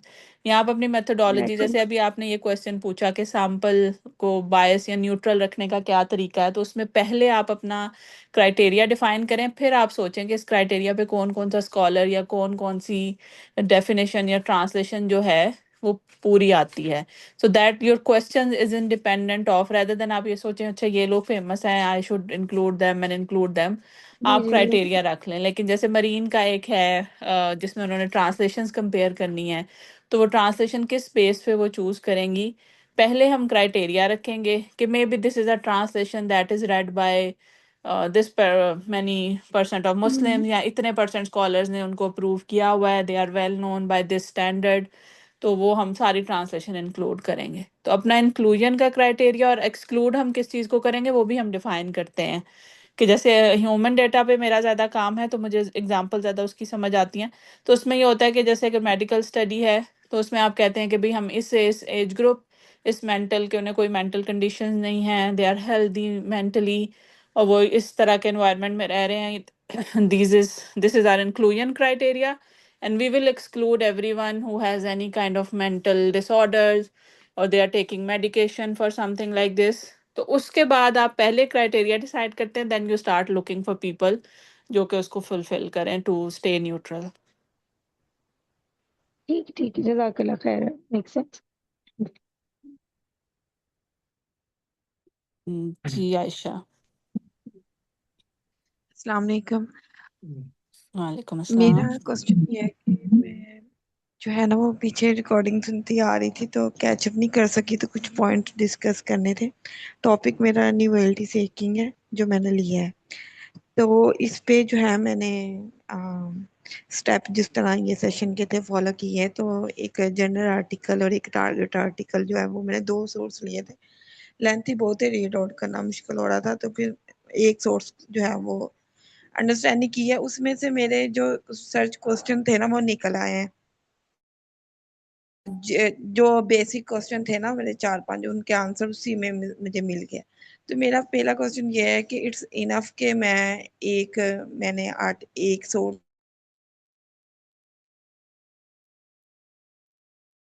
Sorry Ayesha, आपकी आवाज नहीं आ रही। अब आ रही है आवाज मेरी? जी। आवाज आ रही मेरी? जी आयशा, हेलो। अभी आ रही है। अच्छा, मैं पूछ रही हूँ कि ना मैंने, मेरा टॉपिक है न्यूअलिटी सीकिंग, तो उस पे ना मैंने एक मेरे जितने रिसर्च क्वेश्चन थे ना वो मेरे एक जर्नल आर्टिकल में से मिल गए मुझे सारे आंसर। तो मैं उसको अब आंसर को अ, यानी कि अपनी प्रेजेंटेशन में ऐड कर सकती हूँ कि मैंने सिर्फ जस्ट वन सोर्स से ही मुझे मिल गया आंसर। अच्छा, आपने जो वो पेपर पढ़ा है उसमें कोई लिमिटेशन सेक्शन होगा, उन्होंने कुछ बताया होगा कि हमारे ये जो आंसर्स हैं इनमें क्या प्रॉब्लम्स हैं, इसमें फ्यूचर वर्क क्या है। तो आपने उसको रिपोर्ट करना है और एक से आप आंसर, बेसिकली जब आप लिटरेचर रिव्यू करते हैं for research, the idea is not just to find answers, कि आपने सिर्फ आंसर ढूंढने नहीं होते, आपने ये भी आइडेंटिफाई करना होता है कि क्या चीज़ है जो उन्होंने तवज्जो नहीं दी या क्या चीज़ है जो उन्होंने मिस की है। तो अभी तो आपने उसमें से अपने आंसर ढूंढ लिए हैं जो उनके डेटा के हिसाब से आपको लग रहे हैं, लेकिन आपने उसमें से उसकी लिमिटेशन देखनी है, उसमें किसी किस्म की बायस तो नहीं, उनका सैम्पल साइज इनफ है, उनका सैम्पल साइज एप्लीकेबल है उन सेम लोगों पे जिन पे आप देखना चाहती हैं। आपने उसको इस तरह क्रिटिकली एनालाइज करना है। तो एक तो यह है कि किसी ने आपको पेपर में लिख दिया और आपने उसकी बात मान ली। दूसरा यह है कि पेपर का क्रिटिकल एनालिसिस करना, लिटरेचर रिव्यू का पार्ट ये भी होता है कि अपने आंसर ढूंढें बट साथ साथ गैप को असेस करें कि इनकी रिसर्च में ये वाले फ्लॉज हैं, इसलिए ये रिसर्च उन सेटिंग्स में एप्लीकेबल नहीं है जो मैं चाह रही हूँ, या फिर ये कि इसको फर्दर वेरीफाई करने की ज़रूरत है, ये सबके लिए यूनिवर्सली एप्लीकेबल नहीं है। तो ये आपने उस पेपर को दोबारा जाके ध्यान से देखना है, उसका लिमिटेशन सेक्शन एंड में होगा, कंक्लूजन के आसपास उसको आपने रीड करना है और फिर सोचना है कि क्या वाकई ही ये, और वो किस ईयर का पेपर है ये भी मैटर करता है। जितनी रीसेंट स्टडी होगी, क्योंकि हर चीज़ जो है वो चेंज होती जा रही है, टेक्नोलॉजी, ह्यूमन अंडरस्टैंडिंग। तो वो कितना पुराना पेपर है, if it's old then it's not enough, if it's new, वैसे तो हम कभी भी एक पेपर की बेस पे नहीं रिसर्च का आंसर ढूंढते, it's again it creates a sense of बायस। तो आपको उन्हीं की सपोर्ट में कुछ और पेपर ढूंढने पड़ेंगे, but for the sake of proposal if you are taking it slow, कि अगर आप थोड़ा स्लो स्लो चल रही हैं और आपके पास इतना टाइम नहीं है, तो आप कर सकती हैं वो भी प्रेजेंटेशन की हद तक। लेकिन ये कि उसकी लिमिटेशंस को भी आपको अंडरस्टैंड करना पड़ेगा कि आंसर जो मैंने सोचे थे वो तो मुझे मिल गए हैं, लेकिन ये मसले स्टिल रह गए हैं जो हल हल होने वाले हैं। ठीक है। और सेकंड चीज मेरी ये है कि अब ये तो जो मेरा टॉपिक है ना इस पे तो जो अब मैं इसको कुरान की रूह से देख रही हूँ और सीरा की रूह से देख रही हूँ, तो वो तो इधर से नहीं कुछ मिला मुझे, वो तो डायरेक्ट कुरान पाक मैंने निकाला है। तो उसकी कोर डेफिनेशन न्यूअलिटी सीकिंग को जहन में रख के मैंने कुछ आयात मुख्तलिफ सूरतों से निकाली है, ठीक है, वो मैंने निकाली। अब जाहिर सी बात है मेरा सोर्स ही कुरान पाक है, तो वो उससे आयात निकाल के मैंने वो लिख दिया है। लेकिन वो जो होता है ना 100% प्रॉपर उतर जाना, वो नहीं होता। जैसे एक होता है ना कि थोड़ा सा लिंक करता है कि उसको इस साइड पे लेके जाया जा सकता है टॉपिक को। इसी तरह सीरा, जैसे नुअल्टी सिंह का मैंने गारे हीरा के नबी पाक गए गारे हीरा पे, उन्हें यानी कि वो इस दुनिया से वो नहीं थे, वो एक नया इलम की जुस्तजू के लिए वो गए गारे हीरा में। तो न्यूअलिटी सीकिंग का उसमें लिंक बनता है। इस तरह कुरान की आयत में से मैंने 6-7 आयत निकाली जिसमें जुस्तजू के बारे में कि इलम जो एक नई चीज फाइंड आउट कर ले। तो ऐसे मैंने ना लिंक किया, पर ये मेरी सिर्फ जाती मैंने के लिया मुझे, और मैं इस और कहाँ से निकालूं, ये मेरी अपनी खुद की रिसर्च है। तो मेरा एक सोर्स कुरान था, हदीस था, वो मैंने निकाल लिया। लेकिन ये तो मैंने थोड़ी देर में ही 1 घंटे में सोचा और मुझे ये चीजें निकल आई। तो मैं ये पूछना चाह रही थी कि ये रिलाई ये ठीक है या इसको मैं ऐड करूं, क्योंकि ये सिर्फ मेरी अपनी सोच थी और मेरा अपना ही मैंने ये निकाल दिया है। अच्छा, ऐसा है कि रिसर्च जब आप करते हैं तो it needs to have a method. ये आपकी ओपिनियन हो सकती है कि ये आयात और ये वाकयात इससे मैप करते हैं, लेकिन रिसर्च में आप क्वेश्चन आंसर करने से पहले मेथड पहले बनाते हैं कि अगर ये वाला क्वेश्चन है इसको आंसर करने, चाहे आपने कुरान से ही निकालना है, तो आपने पहले से क्राइटेरियाज फाइनल करने हैं, मेथोडोलॉजी अपनी फाइनल करनी है, फिर आप कोई भी आंसर ढूंढने के लिए उस सारे प्रोसेस से गुजरेंगी और एंड पे जो भी आंसर आएगा वो आपका आंसर बनेगा। आप बीच का प्रोसेस स्किप नहीं कर सकती, इंट्यूशन बेस्ड आप, क्योंकि आपकी इंट्यूशन कोई कॉपी तो नहीं ना कर सकता। जैसे अभी आज की क्लास में आपने रिलायबिलिटी का पढ़ा है, आप कोई और सोचने बैठे तो उसके जहन में तो कोई और बात आएगी। तो इंट्यूशन की बेस पे आप ओपिनियन बनाते हैं, रिसर्च नहीं करते। रिसर्च के लिए आपको पहले मेथड डिवाइस करना पड़ेगा कि अगर मैंने लिंक करना है, what ever is your question, कि मैंने इसको कुरान या सीरा से लिंक करना है, तो लिंक करने के लिए क्या मेथड होगा कि मे बी मैं इतने स्कॉलर्स को पढ़ूंगी, फिर मैं देखूंगी कि मॉडर्न और ओल्ड स्कॉलर्स हैं या सेम टाइमलाइन के जो स्कॉलर्स हैं, क्या वो इसको ऐसे ही देख रहे हैं।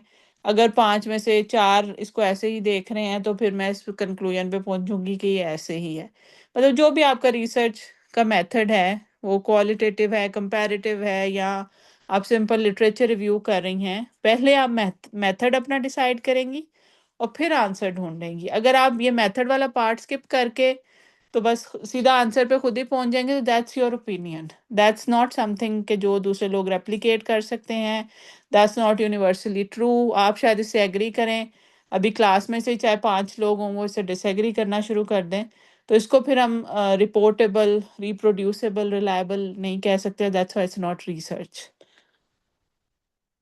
तो मैम अगर अब ये देखें जो मेथड हम फॉलो करें, जिस तरह मैंने पहले क्वेश्चन को फाइंड करने के लिए कि ये नोवेल्टी सीकिंग का डोपामिन से और न्यूरो साइंस से क्या ताल्लुक है, ठीक है, इसका तो मुझे हो गया। अब ये वाला जो लिंक करना है, इसका रिसर्च करना, टेक्स्ट बुक्स, ये सारी चीजें, तो इसमें तो ये कोई लिंक मिलता भी नहीं है सोशल मीडिया से कोई, यानी कि इसका कोई मटेरियल ही नहीं पड़ा हुआ। ये तो एक तो मैंने उस पे भी देखा, नहीं मिला, तो जब फिर इस पे क्या करें? बेसिकली अगेन आपने अपना पहले क्वेश्चन ऐसा बनाना है, जब देखें there are different kind of questions. तो जब आप रिसर्च के लिए चीज़ प्रिपेयर कर रही हैं तो क्वेश्चन का रिसर्चेबल होना ज़रूरी है। अगर आप ओपिनियन बेस्ड कोई काम कर रही हैं तो उसमें फिर आप बिल्कुल ये वाला क्वेश्चन अटेम्प्ट कर सकती हैं। लेकिन अगर आप जैसे आप लिंक करना चाह रही हैं साइकोलॉजी को और कुरान और सीरा को, राइट?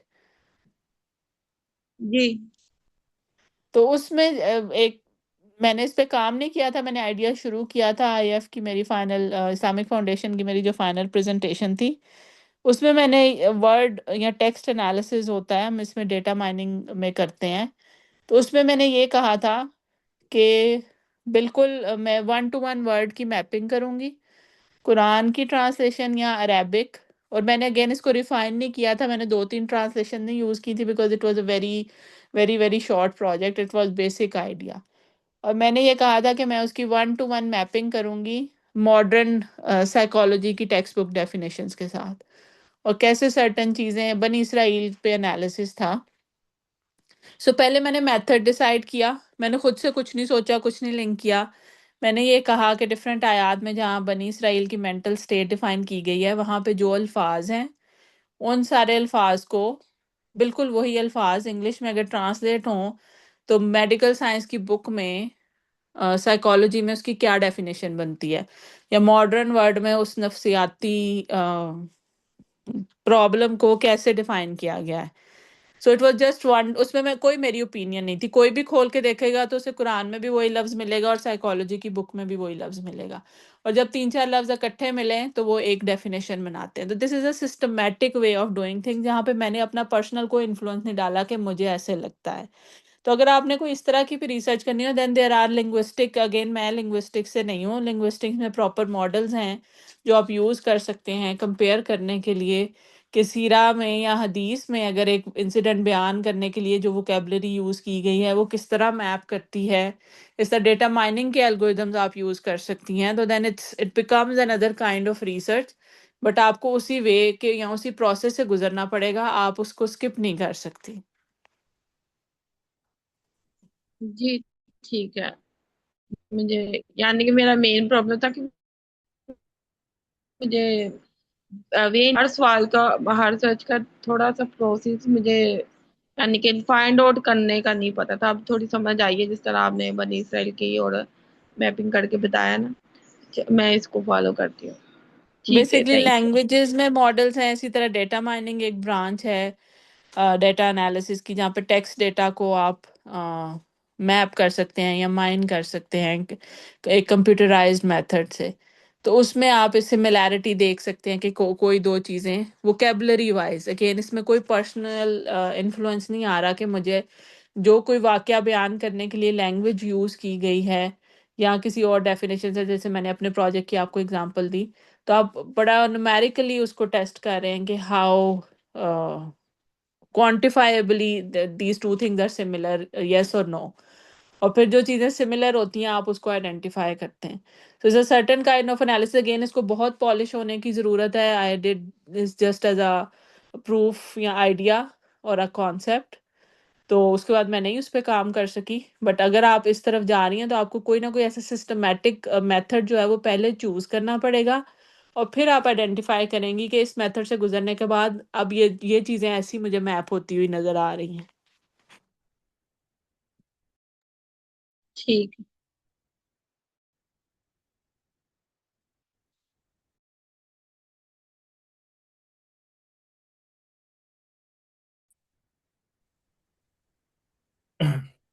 और कोई क्वेश्चन किसी का?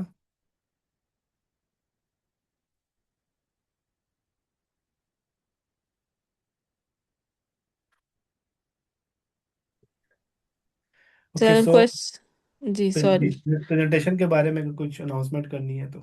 हाँ, मैं वही करने लगी थी कंक्लूड करके।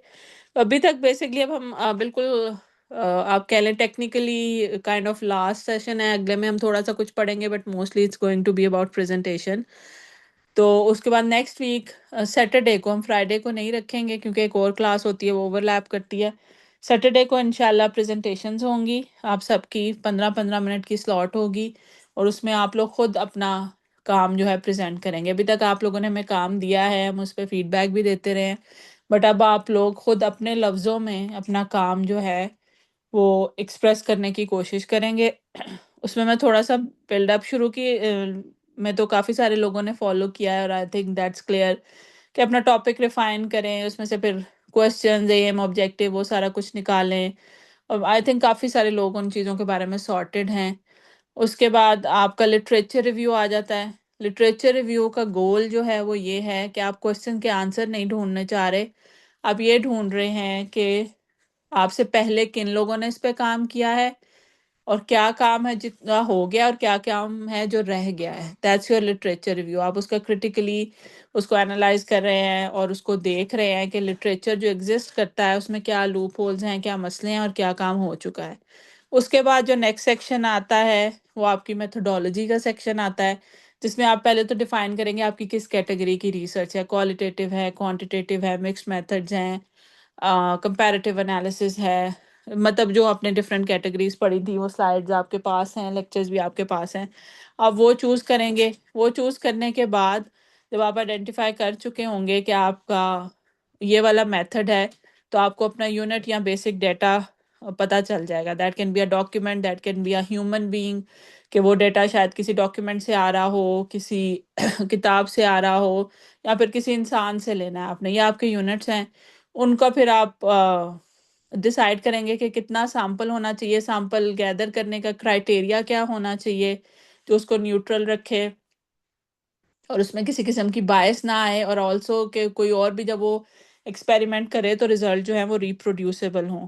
और उसके अलावा आप एथिक्स और कंसिडरेशंस लिखेंगे, अपनी लिमिटेशंस आइडेंटिफाई करेंगे, और अपने अगर आप किसी ह्यूमन बीइंग से कर रहे हैं तो क्या पॉसिबल इंटरव्यू क्वेश्चंस हैं या सर्वे क्वेश्चंस हैं जो आप डाल सकते हैं, या आपके मेथड्स के सेक्शन में आ जाएंगे। और फिर आप एक छोटा सा पैराग्राफ कंक्लूजन और उसमें अपनी लिमिटेशन और पॉसिबल रिजल्ट जो आप एक्सपेक्ट कर रहे हैं। अगेन अभी आपने चूंकि मेथड रन नहीं किया तो आपके पास रियल रिजल्ट नहीं है, बट जस्ट के आप क्या रिजल्ट्स एक्सपेक्ट कर रहे हैं, इमेजिनरी रिजल्ट्स उन्हें कह लें या प्लेस होल्डर कह लें, आप वो भी डिफाइन करेंगे। तो ये आपका पूरा एक रिसर्च पेपर बन जाएगा। आप जितने भी रिसर्च पेपर पढ़े उनमें यही सेक्शन होते हैं। तो बिल्कुल उसी तरह ये भी प्रपोजल है, तो डेफिनेटली इसमें मिस्टेक्स होंगी, ये रिफाइन होगा, but it will give you that overall picture of a complete research from start to end. और ये हम एक्सपेक्ट कर रहे हैं आपकी प्रेजेंटेशंस में इंशाल्लाह। इसको लेके किसी को कोई कंफ्यूजन है या कोई चीज़ आप नहीं अंडरस्टैंड कर पाए जो मैंने अभी बोली हैं, ये सारे टॉपिक्स, आज का टॉपिक भी मेथोडोलॉजी ही पे बिल्ड कर रहा था, तो आपने मेथोडोलॉजी में और से और डिटेल्स डालनी है। ख़ुद जो आपने चीज़ें सेलेक्ट की हैं उनको चेक करना है कि कहीं कोई बायस तो नहीं इंट्रोड्यूस हो रही, मेरा सैम्पल इनफ साइज़ का है, उसका इंक्लूजन क्राइटेरिया जो है वो सेंस बनाता है या नहीं बनाता है, मैंने क्यों चूज़ किया, अगर ये चूज़ किया उसको ही आप फर्दर रिफ़ाइन कर रहे हैं, ट्वीकिंग्स कर रहे हैं। और मेथोडोलॉजी के बाद चूँकि एक्चुअली इम्प्लीमेंटेशन आ जाती है जो हमने करनी नहीं है अभी, तो फिर बस आपका कंक्लूजन सेक्शन रह जाएगा। तो वो करेंगे तो इंशाल्लाह आपका एक प्रपोज़ल जो है वो रेडी हो जाएगा। मैम जो प्रेजेंट करना है, वो जो ये अभी आपने सारे जो बोला है, यही बताना है कि ये हमारा प्रपोजल है, उसमें ये ऐसे है, ये ऐसे है। जी, आप पहले अपना टॉपिक बताएँगे, अपने जो रिफाइंड रिसर्च क्वेश्चंस हैं, फिर लिटरेचर रिव्यू को समराइज़्ड फॉर्म में लाइक 15 मिनट्स होंगे हर स्टूडेंट के पास, और वो बताएँगे। फिर लिटरेचर रिव्यू में से आपने क्या गैप आइडेंटिफ़ाई किया कि क्या काम है जो स्टिल इस डोमेन में, इस एरिया में होने वाला है, जो आपको नहीं मिला, आपने सर्च किया लेकिन आपको नहीं मिल सका। और उस क्वेश्चन को या उस काम को आंसर करने के लिए आपने क्या मेथड चूज़ किया, उसका पॉसिबल सैंपल क्या हो सकता है, आपने उस सैंपल में बायस ना आए उसके लिए क्या क्राइटेरिया रखा, पॉसिबल इंटरव्यू रिसर्च अगर depending on your research question, या पॉसिबल कोई डॉक्यूमेंट्स हैं जो आपने चूज़ किए हैं उस क्राइटेरिया से गुजार के, वो क्या-क्या हैं, और इस किस्म का कंक्लूजन आप एक्सपेक्ट कर रहे हैं, लेकिन स्टिल ये लिमिटेशंस हैं जो आएँगी सारे प्रोसेस में। अच्छा, मैं ये पूछना चाह रही थी कि क्या हम अपना जो रिसर्च क्वेश्चन है उसमें वाई का वर्ड यूज कर सकते हैं कि ये वाई दिस हैपेंड, और जैसे मेरा क्वेश्चन है कि वाई विमेन गेट मेंटल इल आफ्टर मिडल एज, इस तरह का क्वेश्चन मैं बना सकती हूँ, या सिर्फ मैं यही उसको एक स्टेटमेंट के तौर पे ही लिखूंगी। स्टेटमेंट जैसे हमने पहले भी युज़मा ये चीज़ डिस्कस की थी कि अगर आप ये कहेंगी कि वुमेन इस एज के बाद मेंटली इल हो जाती हैं, तो आप ऑलरेडी एक कंक्लूजन पास कर रही हैं कि दे गेट टू। ये मैं यही डिस्कस करना चाह रही थी कि मैं ना इस बायसनेस से मतलब निकल नहीं पा रही। मुझे ये जो भी मिलती है ना रिसर्च, उसमें ये मैंने थोड़ा बहुत पढ़ा जितना भी, तो उसमें मुझे ये चीज मिलती है कि ये यही वजह है, यही जो मेरे जहन में है वजह। तो उसको मैं कैसे यानी अपने लैंग्वेज के थ्रू ही उसको मैं क्लियर कर सकती हूँ ना, यानी ऐसी लैंग्वेज यूज करूँ जो बाइस ना फील हो या लगे। जी, आप चाहे उर्दू में लिख लें, लेकिन आपकी लैंग्वेज न्यूट्रल होनी चाहिए। आप जो क्वेश्चन है उसमें पहले से आंसर दे के क्वेश्चन नहीं पोज कर सकती। आप ये कह सकती हैं कि इस एज के बाद औरतों की मेंटल हेल्थ जो है उस पे हम देखना चाहते हैं कि वो किस किस्म की है, या what kind of mental experience या उनकी मेंटल वेलबींग कैसी होती है, rather देन ये कि वो सिक हैं, आप ये कहेंगे वो कैसी यानी है। कि मैं हाउ हाउ का वर्ड यूज कर सकती हूँ कि हाउ मेंटल हेल्थ। ये मुझे नहीं पता, हो सकता है कहीं पे हाउ भी देखिए ना, बायस्ड हो आपने कहा जाए। ना कैसी कैसी है। हाँ, वो तो मैंने आपको इस एग्जांपल में बताया ना, मे भी कहीं पे आप हाउ को भी बायसनेस में ले आए, बेसिकली उसको न्यूट्रल रखें। अच्छा, चले, मैं फिर जितनी मेरी जो मुझे समझ आ रही है वो मैं कोशिश करूंगी। फिर आप उसको देख लीजिएगा, जहाँ गलती होगी फिर आप उसको क्लियर कर दीजिए। ओके, इंशाल्लाह। जज़ाकल्लाह खैर। जज़ाकल्लाह खैर। Okay, I think that's all for today. इंशाल्लाह कल मिलते हैं। कोई भी क्वेश्चंस हो तो ग्रुप पे पोस्ट कर दीजिएगा। कोशिश करें जो लोग होमवर्क कर सकते हैं शेयर करें, तो इंशाल्लाह कल कोशिश करेंगे थोड़ा होमवर्क पे डिस्कस कर लें। जज़ाकल्लाह खैर। अस्सलाम वालेकुम। वालेकुम अस्सलाम।